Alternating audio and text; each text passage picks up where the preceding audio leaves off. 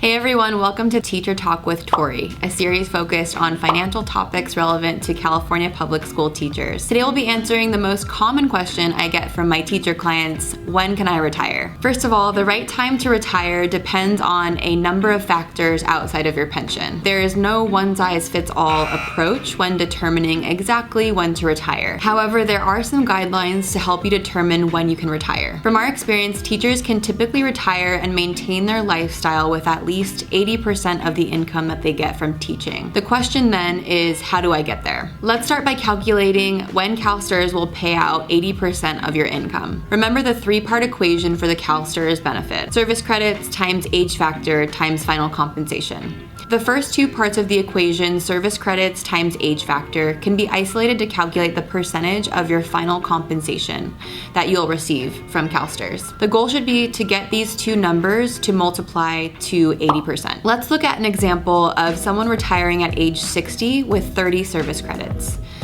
Taking the first two parts of the CalSTRS equation, we would multiply 30 by the age factor associated with age 60. To find the age factor, we would go to the age factor table in the CalSTRS handbook.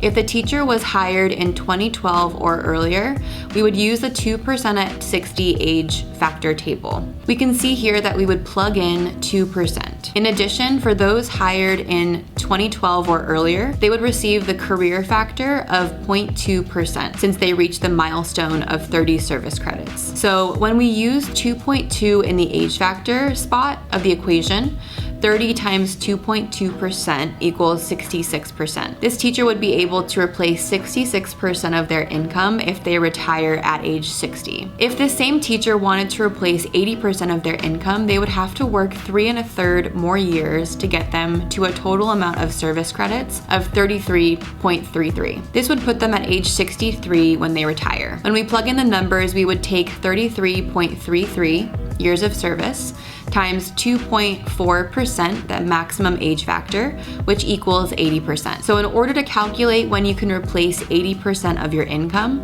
you just have to know your years of service and have the age factor table accessible. Then you can play with the numbers a little bit to see what age gets you to 80% of your final compensation. For many of my clients, we will do this calculation and it will result in an age that is older than their desired retirement age.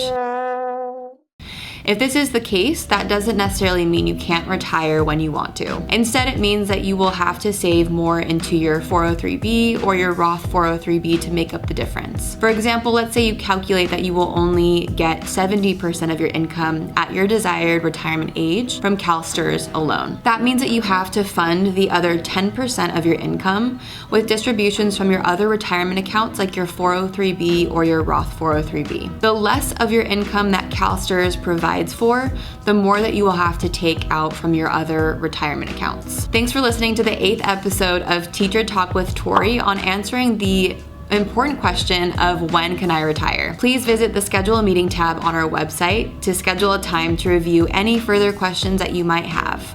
See you next time on Teacher Talk with Tori. Bye everyone.